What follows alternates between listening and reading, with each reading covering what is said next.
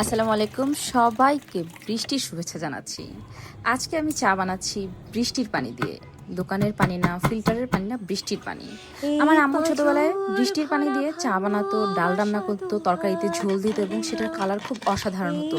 আজ আমি আপনাদেরকে বানিয়ে দেখাবো কিভাবে বৃষ্টির পানি দিয়ে খুব চমৎকার একটি চা বানানো যায়। বাইরের ঝুম বৃষ্টি থেকে আমি পানি কালেক্ট করেছি, পানিটা ভালো করে ছেঁকে নিয়েছি। তারপরে এলাচটাকে ভালো করে ক্র্যাশ করে দুধের মধ্যে দিয়ে দিলাম, তারপর চা পাতা দিয়ে দিলাম এবং চা পাতার সাথে আমি একটু র সুগার দিয়ে দিলাম।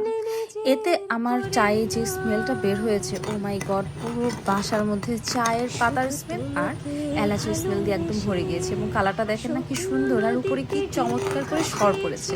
চায়ের এই সরটা পড়লে আমার এত ভালো লাগে। এই যে আমার চায়ে যে কালারটা দেখতে পাচ্ছেন, এই কালারটা এসেছে কারণ আমি বৃষ্টির পানি ইউজ করেছি বলে। বৃষ্টির পানি ইউজ করলে তরকারির কালার, ডালের কালার অনেক সুন্দর হয়। এই যে আমার চাটা আমি এখন কাপে ঢেলে নিচ্ছি আর ছেঁকে নিচ্ছি।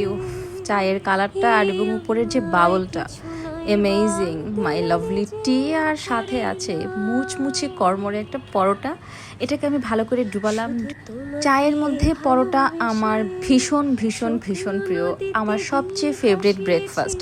পৃথিবীর আর সব খাবার একদিকে, আর পরোটা চায়ের মধ্যে ডুবিয়ে ডুবিয়ে খাওয়ার যে টেস্ট, সেটা আরেকদিকে। Must try.